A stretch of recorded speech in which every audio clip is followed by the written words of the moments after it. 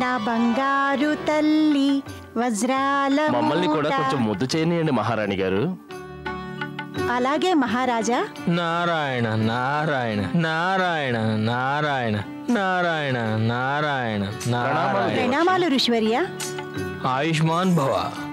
దేవర్షి, తమరు వచ్చారంటే ఊరకరారు మహాత్ములు. నారాయణ నారాయణ. మీకు పుత్రిక జన్మించిందని తెలిసి చూడడానికి వచ్చాం హిమగిరీంద్ర. మా అదృష్టం దేవర్షి. మాకు మా పుత్రికకు మీ ఆశీస్సులు చాలా అవసరం. హిమవంత, మీ కుమార్తెకు మా ఆశీర్వాదంతో పనిలేదులేండి. ఆమె నొసటిపై బ్రహ్మ రాసిన రాతలో అష్టైశ్వర్యాలు సౌభాగ్యాలు నిండి ఉన్నాయి. మీరు త్రికాల జ్ఞానులు ఋషివర్య. అందుకే మీరు మా కుమార్తె తలరాతలో ఏదో శుభయోగముందని చెప్పగలిగారు. ఒక కన్నతల్లిగా నేను మా కుమార్తె భవిష్యత్తు గురించి అడగవచ్చా? నారాయణ నారాయణ. మీ పుత్రిక జన్మతః ఒక మహాకార్యం నిమిత్తం జన్మించింది మహారాణి. ఈమెకి జన్మించనున్న పుత్రుడు దుర్మార్గుడైన దానవుడు తారకాసురుడిని సంహరిస్తాడు. దేవర్షి, ఇదే గనక మా అమ్మాయి తలరాతలో ఉంటే తనకు ఒక ఉత్తముడు పతిగా లభించాలి కదా. తనకు ఉత్తముడైన పతి లభిస్తాడు మహారాణి.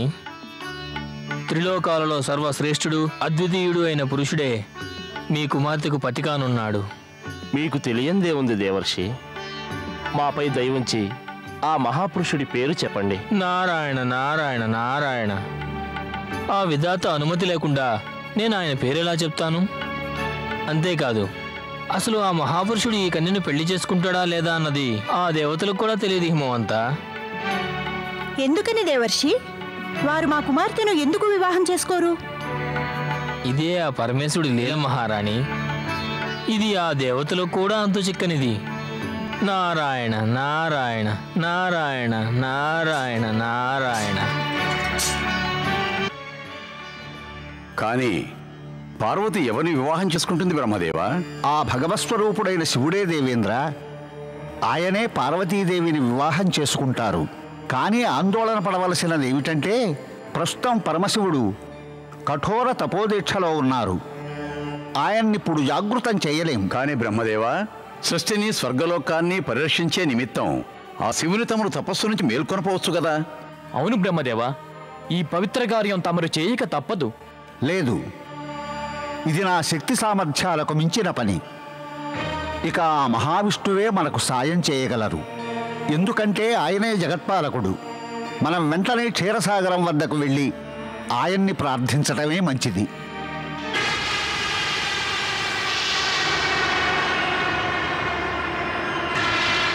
నారాయణ నారాయణ నారాయణ నారాయణ. దేవా, త్వరలోనే భూలోకపు మహర్షులు, దేవలోకపు దేవతలు, స్వయంగా ఆ దేవేంద్రుడు మీ శరణు కోరి ఇక్కడికి రానున్నారు. దేవతలు ఋషి బృందమా? ఎందుకు వస్తున్నారు దేవర్షి? ఏమిటిది దేవర్షి? తమరు ఎప్పుడు వేయించేసినా ఏదో ఒక సమస్యను కూడా వెంటబెట్టుకు వస్తారు. నారాయణ నారాయణ. లక్ష్మీదేవి శాంతికి నాకు చాలా దూరం అని మీకు బాగా తెలుసు. అయినా మళ్ళీ మీరు నన్ను అదే ప్రశ్న ఎందుకు అడుగుతుంటారు తల్లి? దేవలోకం శాంతియుతంగా ఉండటం మీకెందుకు ఇష్టం లేదు దేవర్షి? ఆ దేవాసుర సంగ్రామం అంటే మీకు చాలా ఇష్టం అనుకుంటాను. నారాయణ నారాయణ. దేవా, సంగ్రామం వల్ల నాకేం లాభం ఉంటుందని చెప్పండి. అదేదో మీకు అత్యంత ప్రియకరమైన ఆ దేవతలకే ప్రీతికరమైంది కదా. తమరి మాటలు మాకు అవగతమవుతున్నాయి దేవర్షి. కానీ ప్రస్తుతం దేవతలు ఆ ఋషి బృందం రావడానికి కారణం ఏమై ఉంటుంది? సమస్య మీకు కొత్తదేమీ కాదు దేవా. దురాత్ములైన రాక్షసులు తపస్సు చేస్తారు, పరమాత్ములైన దేవుళ్ళు వాళ్ళకి వరాలు ప్రసాదిస్తారు. అప్పుడేమో రాక్షసులు దేవతలను ఓడించి వాళ్ళ అధికారాలని కైవసం చేసుకుంటారు. అప్పుడిక దేవతలు ఏదో నిస్సహాయ స్త్రీలాగా ఏడుస్తూ మొత్తుకుంటూ గుండెలు బాదుకుంటూ మీ దగ్గరికి పరుగులు తీస్తారు. మీరేం భయపడకండి లక్ష్మీదేవి. మీ క్షీరసాగరం దాకా అసురులు రారు, దేవతలే వస్తారు. మాకు ఎలాంటి అసురులన్నా భయమూ లేదు, మీ ప్రవచనాల మీద ఆసక్తి లేదు. నారాయణ నారాయణ నారాయణ. బహుశా మీరు నా మాటలు నమ్మడం లేదనుకుంటాను తల్లి. పోనీలేండి, మీరు మీరే స్వయంగా చూడండి. అదిగో. శరణు జగన్నాథ, శరణు శరణు. శరణు జగన్నాథ, శరణు శరణు. ప్రణామాలు జగన్నాథ. దేవా, రాక్షసరాజు తారకాసురుడు స్వర్గాన్ని ఆక్రమించుకున్నాడు. రాక్షసరాజు తారకాసురుడు మేము చేస్తున్న మహాయజ్ఞాన్ని అపవిత్రం చేశాడు దేవా. మమ్మల్ని మీరే రక్షించాలి. వరగర్వంతో ఆ తారకాసురుడు అన్ని లోకాలపై విజయం సాధించి విరవీగుతున్నాడు దేవా. వాణ్ణి వధించే మార్గం మీరే చెప్పాలి. కానీ దేవేంద్ర, తారకాసురుడికి అలాంటి వరం ప్రసాదించిందెవరు?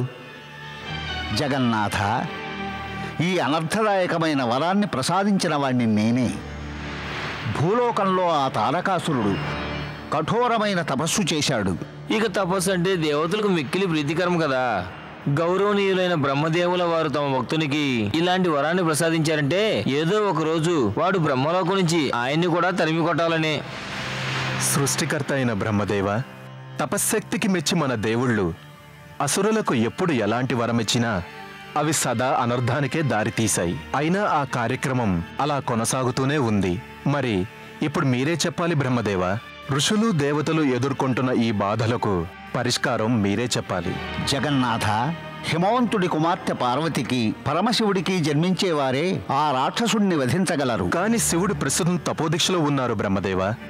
తమ పత్ని దాక్షాయిణి హఠాన్ మరణానంతరం శివుడు ఇకపై పెళ్లి చేసుకోనని తీర్మానించుకున్నారు. దక్షపుత్రి దాక్షాయణే పార్వతి రూపంలో హిమవంతుని ఇంట్లో జన్మించారు. జగత్పాలక, శివుడికి పార్వతికి వివాహం అసంభవం కాదు, పైగా అత్యంత ఆవశ్యకం కూడా. నారాయణ నారాయణ నారాయణ నారాయణ నారాయణ నారాయణ. దేవతలారా, సృష్టికర్త బ్రహ్మదేవుని వచనాలు పరమ సత్యాలు. కానీ గిరుసుత పార్వతి తన గత జన్మ గురించి పూర్తిగా మర్చిపోయింది. ఆవిడ శివుణ్ణి ప్రసన్నుణ్ణి చేసుకోవాలి. అందుకు శివునికి తపోభంగం కలిగించడం చాలా అవసరం. తపోభంగం అయినాక ఆ శివుడు ఆ పార్వతిని తన భార్యగా చేసుకున్నట్లయితే ఆ పరిష్కారం సంభవమే కావచ్చు. కానీ అది ఎలా సాధ్యం జగన్నాథ? శివునికి తపోభంగం చేయడం కష్టతరం మాత్రమే కాదు, చాలా ప్రమాదకరం కూడా. ఆ కార్యం సాధించాలంటే మీరు కామదేవుని సహకారం కోరాలి. పార్వతికి శివుని పట్ల భక్తిని పుట్టించటానికి మనం లక్ష్మీదేవి సహాయాన్ని అర్థించవచ్చు. ఆ దేవతలకు సహాయపడేందుకు గాను తమరు వెనువెంటనే పార్వతి దగ్గరకు వెళ్ళాలి. అందుకు మీరు సిద్ధమేనా? తమరి ఆజ్ఞ శిరోధార్యం ప్రభు. పార్వతి మనసులో శివుని పట్ల ప్రేమ భక్తి పుట్టుకొచ్చేలా నేను చేస్తాను.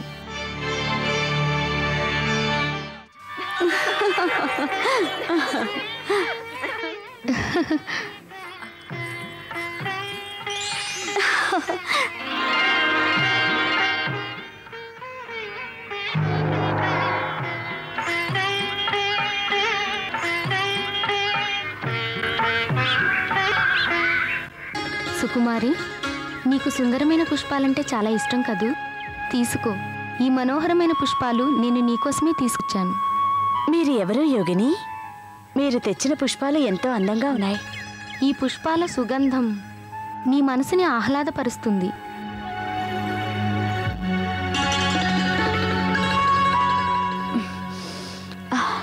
ఇలాంటి సుగంధాలను నేను ఇంతవరకు ఆగ్రానించలేదు. వీటిని మీరు ఎక్కడి నుంచి తెచ్చారు? యోచిస్తున్నారా యోగిని? ఆ చోటేదో మీరు నాకు చెప్పరా? రాజకుమారి, ఈ సుందర పుష్పాలు పరమ తపస్వి శివుని తోటలో పూసినవి. అందుకే ఈ పుష్పాలలో ఆ శివుని దేహ పవిత్ర సుగంధం, ఆయన దివ్య సౌందర్యం మిళితమై ఉన్నాయి. అంటే ఈ పుష్పాలలో శివుని సౌందర్యం ఇమిడి ఉందా? అయితే ఆయన ఎంతో అందమైన వారై ఉంటారు. అందులో సందేహం లేదమ్మా. శివునితో సమానమైన సౌందర్యం ముల్లోకలలో మరే పురుషుడికి లేదు. ఆయన సౌందర్యాన్ని స్వయంగా ఆ భగవంతుడే కీర్తిస్తాడు.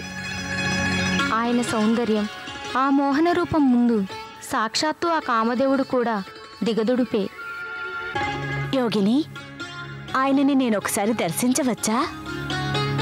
తప్పకుండా సుకుమారి, చూడవచ్చు. ప్రస్తుతం ఆయన మహాతపస్సులో ఉన్నారు. అయినా ఆయన మగసిరి ఆయన వదనంపై మంచు బిందువులా మెరుస్తుంటుంది. నేను వారి భక్తురాలిని. వారి కార్యంపైనే తిరిగి వచ్చాను.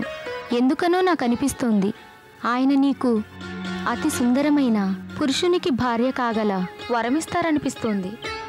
అంతేకాకుండా మరొకటి కూడా కావచ్చు. ఆగిపోయావి, చెప్పు. నేను మాత్రం అనుకుంటే ఏం లాభం అమ్మా? ఆయన వంటి భర్త లభించడం అంటే అది జన్మరాహిత్యం లభించడంతో సమానం. కానీ అది పొందాలంటే కఠోర తపస్సు చేయటం అవసరం. నేను ఆయన్ని పూజిస్తాను, ఆయన్ని ప్రసన్నుని చేసుకుంటాను. ఇది నా దృఢ సంకల్పం. నేను ఆయన ధర్మపత్నిని అయి తీరుతాను.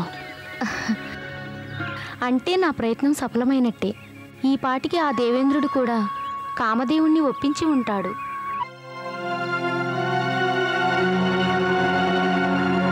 మేము అన్ని చోట్ల వెతికి చూసాము దేవతలారా, కానీ కామదేవుడు ఎక్కడా కనిపించలేదు. ప్రణామాలు దేవేంద్ర. దేవరాజా, తమరు మేరు పర్వతానికి రావడమా? మాతో ఏదైనా ముఖ్యమైన పని ఉండి వచ్చారా? అవును కామదేవ, తారకాసురుని వధ కొరకు శ్రీ మహావిష్ణువు మమ్మల్ని మీ వద్దకు పంపారు. మాకు మీ సహాయం చాలా అవసరం. మీ మన్మథ బాణాలతో తపస్సులో ఉన్న పరమశివుణ్ణి మేల్కొల్పి వారిలో పార్వతిపై కోరికను పుట్టించే బాధ్యతను మీరు వహించాలి. లేదు లేదు దేవేంద్ర, ఆ పని మాత్రం నేను చేయలేను. పరమశివుడు ప్రస్తుతం తపోదీక్షలో ఉన్నారు. ఆయన తపస్సును భంగం చేయడం మహాపాపం. కానీ సృష్టి శ్రేయస్సు కొరకు, స్వర్గలోకం కొరకు నువ్వు ఈ బాధ్యతను స్వీకరించక తప్పదు. అంతేకాదు, ఇది శ్రీ మహావిష్ణువు ఆదేశం కూడా. అది నువ్వు పాలించక తప్పదు మిత్రమా. నువ్వు మా వెంట హిమాలయ పర్వత ప్రాంతాలకు రాక తప్పదు మిత్రమా. అక్కడే కైలాస పర్వతంపై పరమశివుడు కఠోరమైన తపోదీక్షలో ఉన్నారు.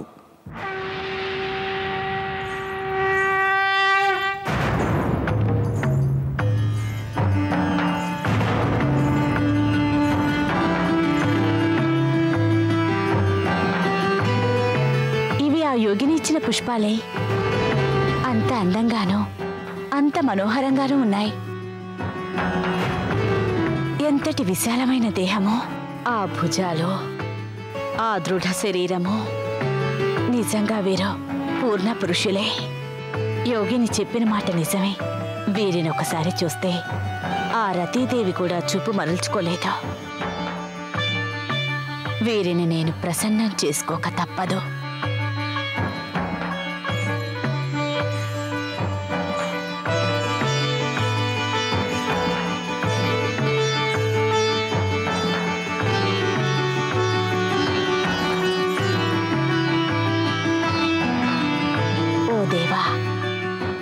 నేను పెళ్లిగాని పడుచును, ఇంకా జీవితం గురించి ఏమీ తెలియని దానను. నేను ప్రేమతో మీకు అందిస్తున్నా ఈ కానుకను మీరు స్వీకరిస్తారో లేదో కూడా నాకు తెలియదు. అయినా నేను మీ చరణాల చింతకు వచ్చాను. నా మనోభావాలను మాలగా గుచ్చి అపార భక్తితో తెచ్చాను.